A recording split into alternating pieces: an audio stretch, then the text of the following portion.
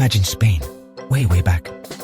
Picture a land untouched by modern technology, where the landscape was wild and untamed, and the air was filled with the sounds of nature. Like before iPhones and Netflix. A time when the only entertainment was storytelling by the fire, and the stars were the only source of light at night. We're talking about the Iberians and Celts. These were the early settlers who laid the foundations of what would become modern Spain. Nobody is quite sure where they came from, but they got here first. Good for them. They traveled across vast distances, navigating through unknown territories to find a place they could call home. The Iberians liked the south and the east. They settled in areas that are now known for their beautiful coastlines and fertile lands. The Celts preferred the north and the west. Everyone got along, mostly. They chose the rugged terrains and lush forests, which suited their way of life. They farmed, they traded, they probably had some really epic dance-offs. Their daily lives were filled with activities that ensured their survival and prosperity. We don't have TikToks, but we can use our imaginations. Picture them celebrating their harvests with music, dance, and feasts. These early settlers were pretty good at making pottery and metal tools. Their craftsmanship was impressive, and their artifacts have stood the test of time. They even had their own languages, complex systems of communication that were unique to their cultures. Too bad they didn't have Duolingo back then. Learning a new language must have been quite the challenge. Eventually, they mixed and mingled, creating a culture that was uniquely Iberian. This blending of traditions and practices led to a rich and diverse heritage. Think paella, but with less seafood and more, well, we don't really know. Their cuisine was likely a mix of what was available locally and their own culinary innovations. Point is, Spain was already a pretty happening place, even before the Romans showed up. These early settlers laid the groundwork for a vibrant and dynamic culture that would continue to evolve over the centuries. Cue the Roman Empire. They were like that friend who invites themselves over and never leaves. They marched in, swords ablazing, and decided to call the place Hispania. Catchy, right? The Romans were all about law and order. They built roads, aqueducts, and cities. They even gave the locals togas. Talk about a fashion makeover.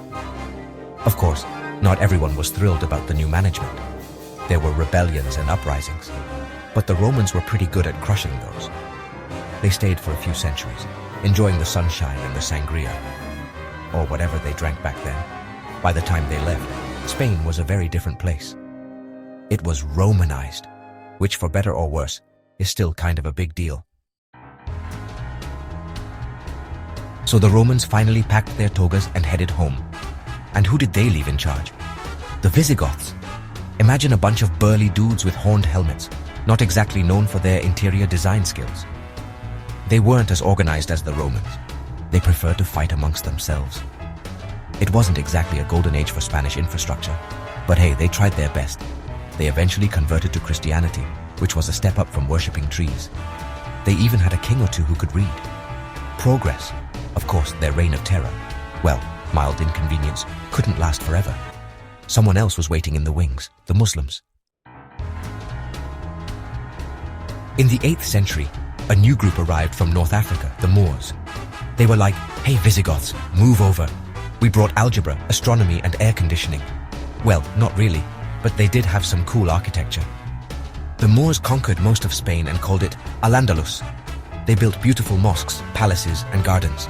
Think Alhambra in Granada. Gorgeous. For a while, Christians, Muslims, and Jews lived together in relative peace. They shared ideas, traded goods, and probably complained about the weather. It was a golden age of tolerance, learning, and really good food. Seriously, the Moors knew how to cook. Section 5. The Reconquista, 8 centuries of tag, you're it. But all good things must come to an end, right? In the north, some stubborn Christians were like, you know what? We want our country back. Thus began the Reconquista, a slow-motion game of tag that lasted for almost 800 years. It was a wild time of battles, alliances, and betrayals. Think Game of Thrones, but with less incest and more paella. Slowly but surely, the Christian kingdoms pushed southward. Finally, in 1492, they conquered the last Moorish stronghold in Granada. Spain was united under one crown, but the fun was just beginning. Section 6. Spain on the world stage. From Columbus to the Spanish Armada. Spoiler alert, it sank. With the Reconquista over, Spain was feeling pretty confident.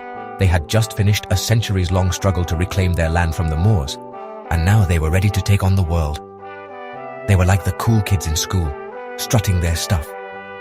The Spanish nobility walked with an air of invincibility, their heads held high, basking in their newfound glory. They had money, power, and a thirst for adventure, and gold. The riches from their conquests were pouring in, filling their coffers and fueling their ambitions. Enter Christopher Columbus, a guy with a bad case of wanderlust and a terrible sense of direction. He was convinced that he could find a new route to India by sailing west. He convinced the Spanish monarchs to fund his little expedition to India. Queen Isabella and King Ferdinand were intrigued by the potential for new trade routes and the promise of untold riches. Spoiler alert, he didn't find India. Instead, he stumbled upon the Caribbean, a place that was entirely unknown to Europeans at the time. But hey, he found something even better, a whole new continent. This discovery would change the course of history forever. Spain was all like finders keepers. They quickly laid claim to vast territories in the New World, eager to exploit its resources and expand their empire. They claimed vast territories in the Americas, bringing with them their language, their religion, and their love of siestas. Spanish missions and settlements began to sprout up, forever altering the landscape and cultures of the Americas. It was the start of the Spanish Empire, a period of incredible wealth, power, and, let's be honest, some not-so-great things as well. The Spanish Empire would go on to become one of the largest and most powerful empires in history, leaving a lasting legacy that is still felt today. Section 7. The Spanish Inquisition. Nobody expects... Well, you know. The Spanish Inquisition. Probably the most famous Inquisition in history. And let's be real, not exactly known for its sense of humor. It was a time of religious persecution, mostly aimed at Jews and Muslims who hadn't converted to Christianity. Not exactly Spain's finest hour, but hey, at least it gave us that famous Monty Python skit, right? Nobody expects the Spanish Inquisition. Still funny, even after all these years. But seriously, folks, religious intolerance is never a laughing matter. Let's learn from the past and move on to a brighter future, shall we? Section 8. Modern Spain. From dictatorship to democracy, with some sweet, sweet soccer. Fast forward a few centuries, past some messy wars, revolutions, and that whole Napoleon thing. Don't ask. Spain had a rough 20th century, with a civil war that left the country divided and devastated. Enter Francisco Franco, a general who ruled with an iron fist for almost 40 years. Not exactly a barrel of laughs, but after Franco's death in 1975, something amazing happened. Spain embraced democracy. They transitioned peacefully to a constitutional monarchy, proving that even after centuries of turmoil, a country can change for the better. And to top it all off, they became really, really good at soccer. Like World Cup winning good, all. Section 9. Spain today, a nation of fiestas, flamenco, and fine dining. Plus, that World Cup thing. So here we are in the 21st century. Spain has evolved into a modern, dynamic country that still holds on to its rich traditions and cultural heritage. Spain, a country of vibrant cities, stunning beaches, and some of the best food in the world. Whether you're exploring the bustling streets of Madrid or lounging on the sunny beaches of the Costa del Sol, there's something for everyone. From the tapas bars of Madrid, where you can sample a variety of delicious small plates, to the beaches of Barcelona, where the Mediterranean Sea meets the vibrant city life, Spain is a feast for the senses. The colorful markets, the lively festivals with dancers and musicians, and the aroma of freshly cooked paella wafting through the air. They've got it all: art, culture, history, and enough sunshine to make everyone happy. From the masterpieces of Picasso and Dali to the architectural wonders of Gaudi, Spain's artistic heritage is unparalleled. They've even got that whole World Cup trophy thing going for them. The passion for soccer here is palpable, and the 2010 World Cup win is a testament to their dedication and skill. Not too shabby for a country that was once ruled by Visigoths, right? The layers of history in Spain are fascinating, from ancient ruins to medieval castles. So there you have it, a hilarious, well, mostly, journey through Spain's history. It's a country that knows how to celebrate life, with a deep appreciation for its past and an enthusiastic embrace of the future. It's been a wild ride, but one thing's for sure: Spain knows how to make history fun. Whether you're here for the fiestas, the flamenco, the fine dining, or just to soak up the sun, Spain offers an unforgettable experience.